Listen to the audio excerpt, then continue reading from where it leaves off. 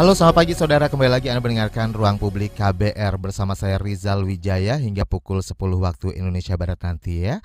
Dan siaran pagi hari ini kita akan berbincang soal edukasi bagi calon pengantin untuk wujudkan generasi bebas stunting. Dan dipersembahkan oleh Direktorat Jenderal Informasi dan Komunikasi Publik, Kementerian Komunikasi dan Informatika Republik Indonesia. Baik saudara, sebagai salah satu upaya pencegahan stunting sejak dini, edukasi bagi calon pengantin perlu terus didorong sejak pra-pernikahan. Stunting atau gagal tumbuh akibat gizi buruk ini merupakan persoalan yang mendapat perhatian serius dari pemerintah. Terlebih angka kasus stunting di Indonesia ini masih cukup tinggi. Berdasarkan survei status gizi balita Indonesia pada tahun 2019, dari 5 juta bayi lahir per tahun, itu sekitar 26,7% atau 1,2 juta di antaranya mengalami stunting.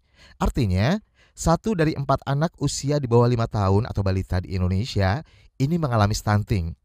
Dan angka ini melebihi prevalensi stunting yang ditoleransi oleh Badan Kesehatan Dunia WHO, yakni di bawah 20%. Nah, dampak stunting ini selain menghambat pertumbuhan, ternyata juga bisa mempengaruhi tingkat kecerdasan anak. Di masa depan, penderita stunting lebih rentan terkena penyakit sehingga dapat menurunkan produktivitas. Bila tak diatasi, dalam jangka panjang stunting dapat menghambat pertumbuhan ekonomi dan meningkatkan angka kemiskinan tentunya. Untuk itu, pemerintah menargetkan dapat menurunkan angka prevalensi stunting menjadi 14% pada tahun 2024. Nah, bagaimana edukasi dan upaya untuk menurunkan angka stunting ini dilakukan oleh pemerintah bersama-sama dengan masyarakat ya? Untuk pencegahan stunting ini kita akan bahas lebih dalam bersama narasumber kami yang sudah terhubung melalui Zoom ya, secara virtual pagi hari ini. Saya akan sapa terlebih dahulu. Yang pertama adalah ada Bapak Nopian Andusti, Deputi Bidang Keluarga Sejahtera dan Pemberdayaan Keluarga BKKBN. Selamat pagi, Pak Nopian. Oke, salam sehat untuk kita semua. Salam sehat untuk kita semua Pak Nopian. Dan selamat pagi juga saya akan sapa untuk narasumber kedua, yaitu ada Direktur Jenderal Kesehatan Masyarakat Kementerian Kesehatan Republik Indonesia, Dr. Maria Endang Sumiwi. Selamat pagi, Ibu Selamat pagi, Dirjen. salam sehat semuanya. Salam sehat. Maaf loh pagi-pagi sudah diganggu ya untuk kesibukannya pagi hari ini, tentu banyak sekali agenda lain, tapi ini terus diupayakan karena terkait dengan edukasi dan sosialisasi kepada masyarakat melalui 100 radio jaringan KBR di seluruh Indonesia terkait dengan stunting. Baik, yang pertama saya BKKBN sepertinya ini menjadi tuan rumah ya kalau untuk urusan soal stunting ini ya, menjadi menjadi garda terdepan gitu ya Pak ya. Sebenarnya sih tugas kita semua berkolaborasi. Baik, Pak Nopian, yang pertama nih Pak Nopian.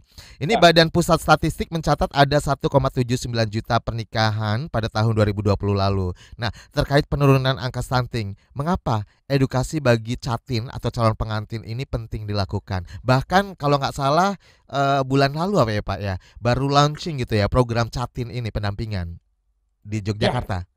ya, Oke. betul sekali, Mas Rizal. Jadi pada tanggal 11 Maret yang lalu di Bantul sudah di-launching oleh Bapak Menteri Agama Republik Indonesia, launching untuk pendampingan, konseling dan pemeriksaan kesehatan 3 bulan pranikah. Nah, ini. Jadi Mas Rizal, sebagaimana hasil kajian Kramer 87 dan UNICEF 90, Kramer 98 dan AHADI 2021, kita ketahui bahwa ada faktor pendorong dan faktor risiko yang bersumber dari pihak ibu dan ayah dari anak-anak yang stunting. Nah, ini faktor-faktor tersebut antara lain meliputi usia saat hamil, terlalu muda, terlalu tua, kemudian ada anemia, kekurangan kadar hemoglobin. Ini Dokter Endang ini lebih paham. Kemudian indeks massa tubuhnya yang rendah, tinggi badan kurang, serta merokok dan keterpaparan asap rokok. Nah, oleh karena itu, untuk mencegah agar anak tidak melahirkan anak yang stunting, maka setiap calon ibu dan calon ayah harus dipastikan berada dalam kondisi yang sehat, ideal untuk menikah, hamil, dan melahirkan. Nah, jadi sebetulnya bukan hanya edukasi, tetapi yang terpenting adalah bagaimana pemeriksaan kesehatan dan screening untuk mengetahui apakah calon pengantin tersebut memiliki faktor risiko. Edukasi merupakan tindak lanjut dari pemeriksaan kesehatan dan screening. Itu Mas Rizal. Jadi bukan saja edukasi, tetapi tidak kalah pentingnya adalah memeriksakan kesehatan bagi calon pengantin. Nah, agar diketahui, agar kita betul-betul waspada ketika mau nikah dan hamil.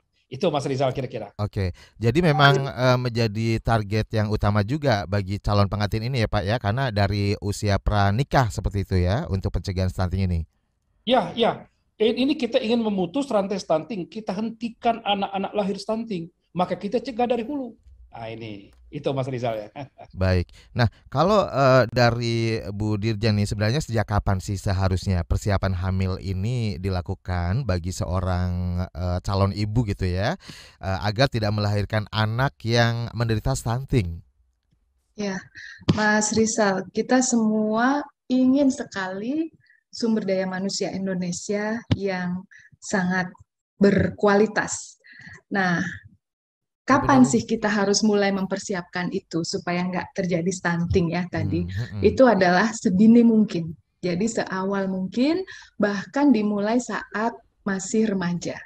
Jadi pemenuhan gizi pada remaja, calon pengantin, wanita pasangan usia subur yang pengen anak itu sangat penting ya untuk meningkatkan status kesehatannya. Jadi yang kita inginkan kondisi layak hamil pada saat sebelum hamil dan bahkan itu mulai dari masa remaja.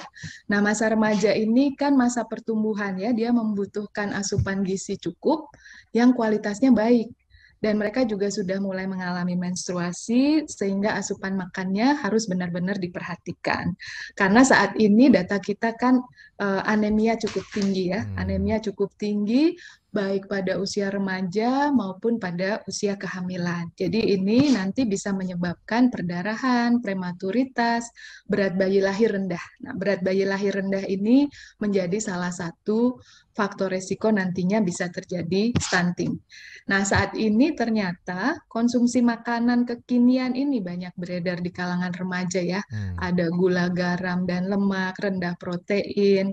Belum lagi berpikir tentang body image yang harus langsing.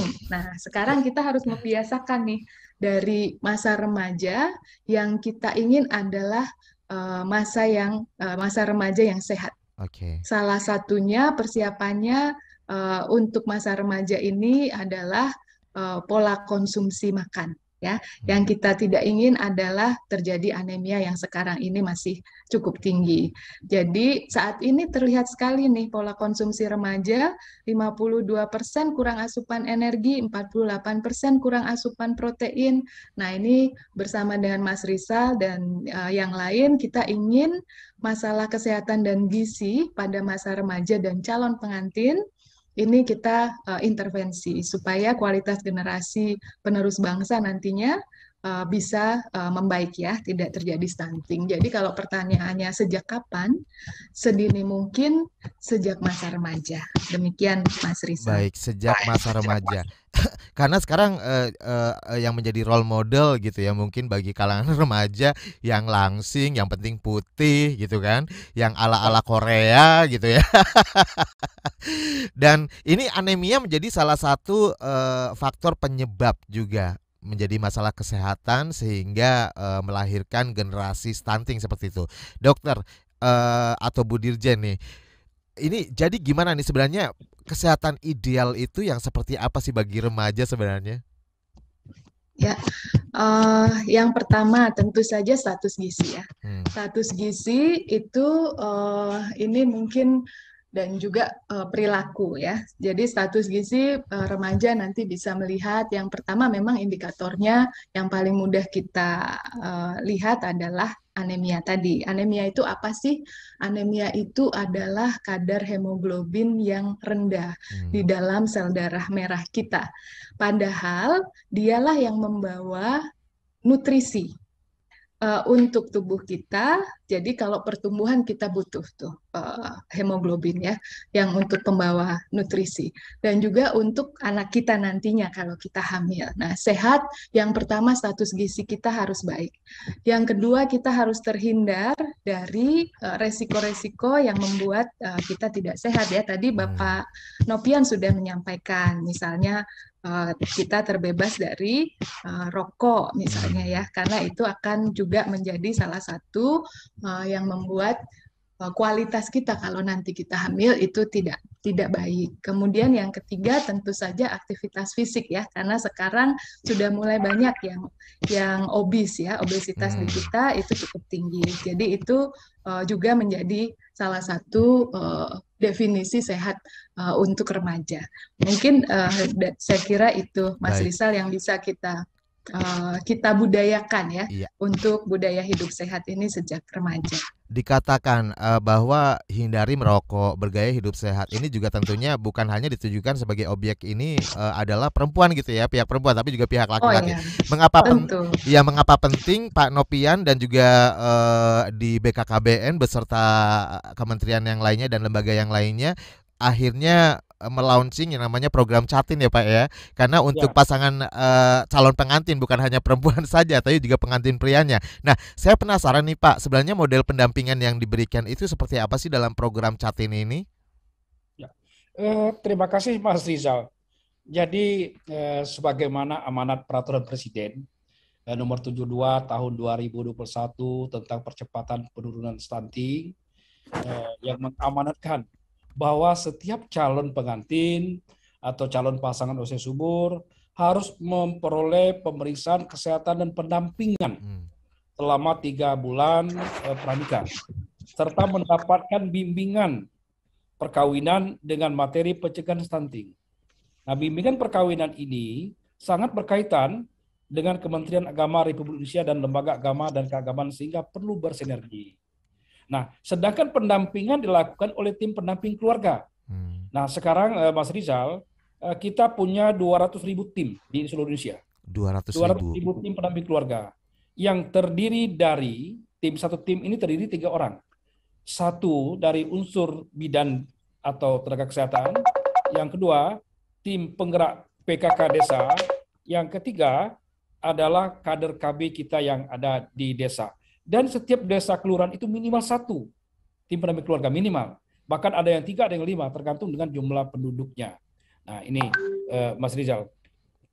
Kemudian pendamping Catin calon pasangan usia subur ini dilakukan untuk memastikan kondisi risiko stunting yang teridentifikasi, kemudian dipahami dan ditindaklanjuti dengan upaya-upaya kesehatan dan peningkatan status gizi. Sehingga pada saat menikah, calon-calon pengantin ini betul-betul berada dalam kondisi ideal. Nah, kegiatan layanan dalam pendampingan Catin calon pasangan usia subur ini meliputi KIE, bisa tatap muka, chat, dan lain-lain.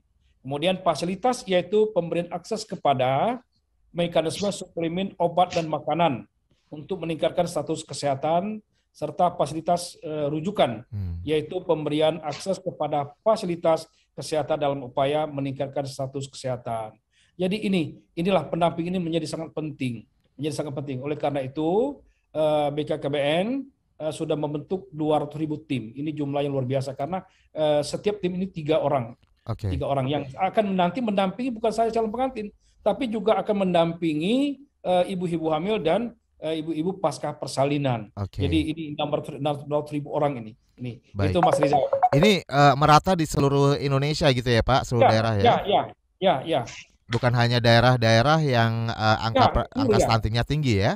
Seluruh Indonesia, ya. Seluruh Indonesia. Baik, ini dari 3 hari yang lalu kita juga sudah share terkait dengan edukasi soal stunting ini di sosmed kami dan responnya juga sangat luar biasa. Nanti kita akan bacakan satu persatu berbagai komentar, banyak sekali pertanyaan yang sudah masuk karena nanti juga kita akan menjanjikan untuk 3 pertanyaan terbaik yang terpilih akan mendapatkan masing-masing e-wallet ya sebesar Rp100.000 untuk 3 orang pemenang. Dan Dan untuk Anda yang bertanya melalui telepon pagi hari ini, kami tunggu di telepon bebas pulsa ya. Anda bisa langsung telepon kami di 0800 245 7893, untuk WhatsApp di 0812 118 8181. Silakan, nanti Anda juga bisa mendapatkan masing-masing Rp50.000 e-wallet ya untuk yang beruntung. Saya akan kembali setelah jeda iklan berikut ini.